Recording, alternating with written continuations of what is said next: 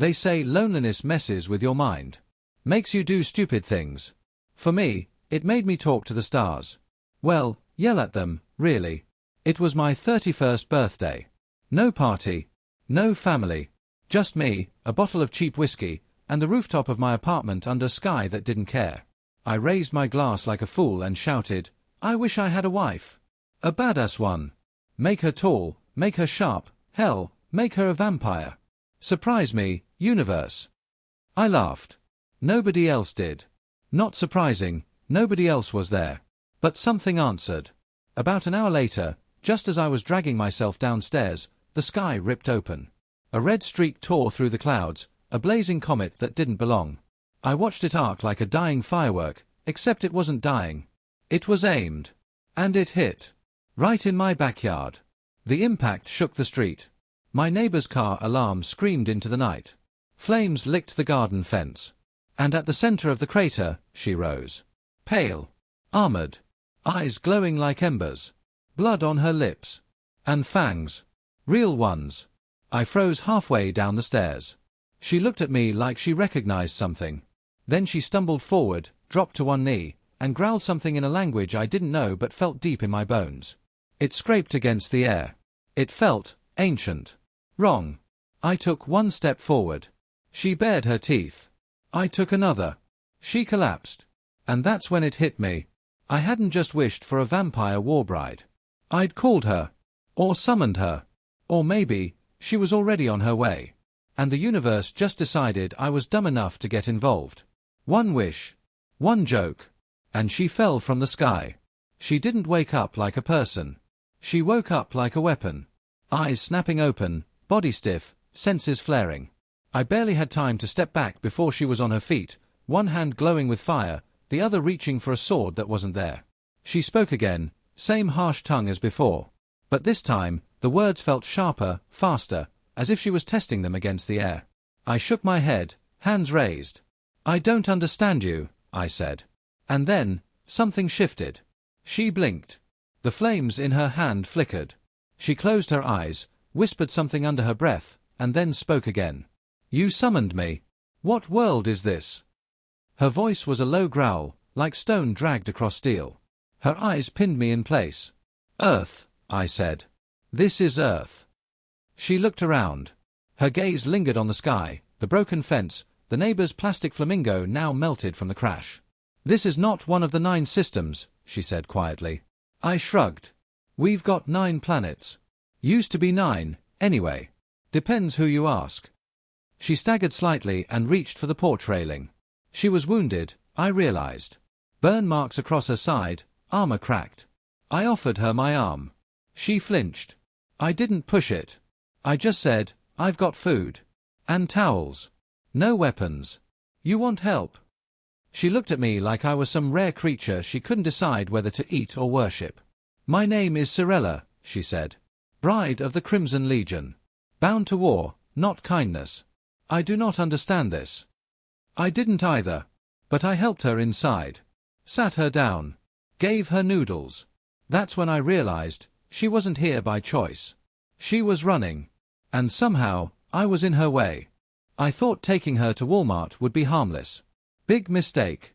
Cirella walked beside me like a queen among peasants, head high, wrapped in my hoodie with the sleeves rolled up past her elbows, her eyes scanning everything like it was a threat. The fluorescent lights made her look ghostly, and the moment the automatic doors whooshed open, she whispered, "This is a prison." "No," I said, grabbing a cart. "This is where we get shampoo and cereal." She nearly started a war in the self-checkout lane. Said the machine accused her of theft when she didn't offer blood for trade. I had to physically pull her away from the soda aisle before she challenged a vending machine to a duel. The only thing she actually liked. Grapefruits. She stood there, holding one in both hands like a sacred relic, sniffing it, whispering something in her native tongue. Back home, I handed her a baseball bat. You wanted a weapon. Here. Lightweight. Balanced. Great for zombies and vampire inquisitors. She narrowed her eyes. What is vampire? Ah. You. She bared her fangs slightly. Your myths are crude. Later that night, I saw her watching the stars from the roof again. She didn't move when I sat beside her. I fought for centuries, she said softly. My blood was pledged to Korath, Lord of Wounds. I was to be wed as part of a conquest pact. Instead, I fled. Betrayal has a price. She turned to me. You fed me, healed me, fought without fangs. I owe you. Then she drew a blade from her palm, her own blood, and etched a symbol into the roof. The blood treaty is made, she whispered. Until my debt is paid, your war is my war. I thought it was poetic. I didn't know it was binding. It started with the vacuum cleaner. I turned it on. She turned on me. The moment it roared to life, she leapt over the couch, yanked the cord from the wall, and drove my old baseball bat through the vacuum like it had insulted her ancestors. It growled at me, she said, unapologetic, standing over the wreckage like a victorious gladiator. The mailman was next. Poor guy was just doing his job when Cirella opened the door and demanded to know if he bore a challenge from the Empire. I had to bribe him with a six-pack and an apology letter scribbled on pizza boxes. She didn't fit here, this world of microwaves and memes. But she tried. Clumsily. Fiercely. I found her watching YouTube tutorials on how to make armlets. She learned to braid her hair. She painted her broken armor with nail polish. And every night, she stood on the roof, scanning the sky like it owed her something. Then one evening, everything changed. We were walking back from the store when I saw it, just above the skyline, floating like a scar in the sky. A dark rift, pulsing red and violet. I stopped. So did she. She stared at it in silence for a long moment. That is a beacon gate, she whispered. What does that mean? It means they found me.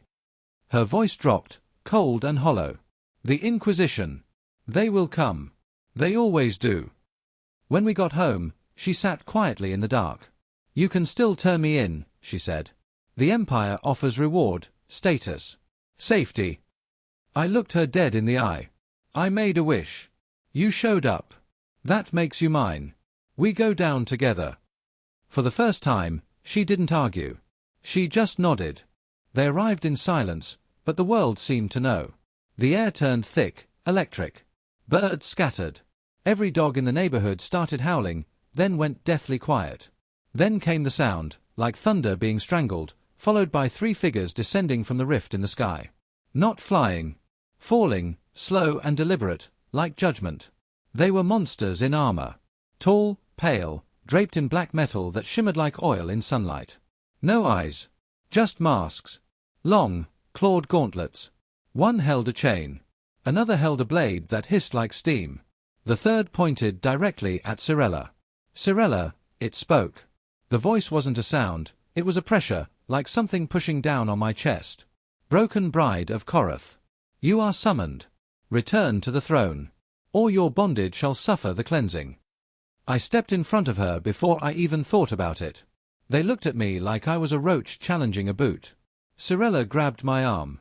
Don't, she said, trembling. You don't understand.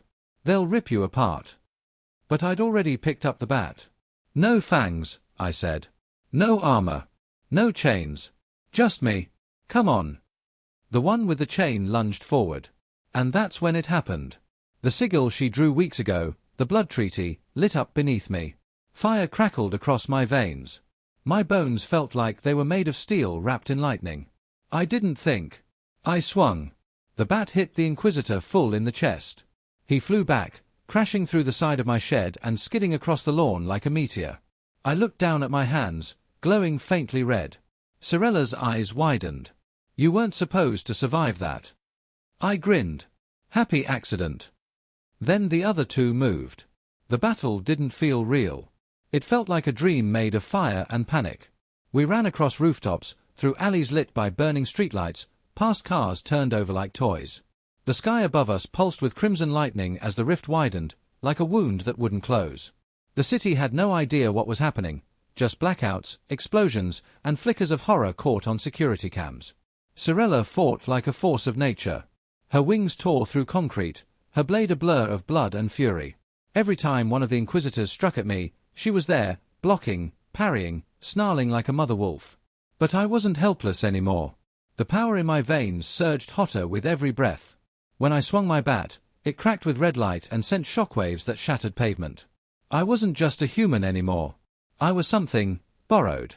Something part of her. This is impossible, she growled between attacks. You shouldn't be able to wield the bloodfire. Guess I'm a fast learner, I said, slamming an armored giant through a bus stop. We made our final stand on a rooftop overlooking the beacon gate. It hovered there, pulsing, humming like a siren call. More were coming. Dozens. Hundreds. The Inquisition wasn't sending a recovery team anymore. They were sending an army. Cirella stood beside me, armor scorched, hair tangled, breathing hard. She looked at me like she'd made peace with death. I failed once, she said. I let them cage me. Make me a bride to a warlord. But not this time. She turned to me and touched her forehead to mine.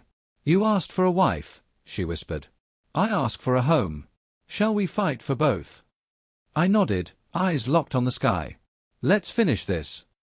The world was burning around us. The beacon gate pulsed like a dying star, tearing the sky wider with every breath. More Inquisitors poured through, wings outstretched, blades drawn, shadows trailing behind them like oil. We couldn't win by force. Not this many. Not for long. Cirella knew it. I saw it in her eyes. This gate is anchored to me, she said quietly. It follows my blood. My bond. My rebellion. What do we do? I asked, bat still glowing, fists trembling with power that was starting to crack me open from the inside. We end it, she said.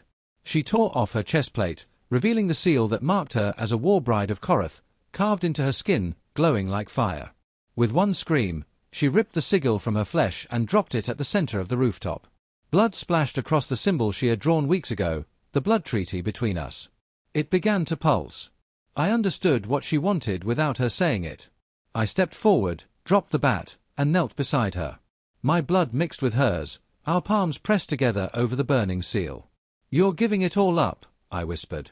I already did, she said, smiling with cracked lips. The moment you gave me noodles. The seal erupted in light. A column of fire shot into the sky, striking the rift like a spear.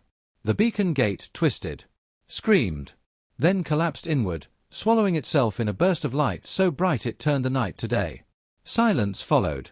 Real silence. The sky was whole again. The Inquisitors, gone.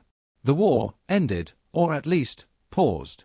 We stumbled home, smoke in our lungs, blood on our hands. She sleeps in my bed now. Not a weapon. Not a Warbride. Just mine. And when people ask how we met, I always smile. One wish. One joke. And she fell from the sky.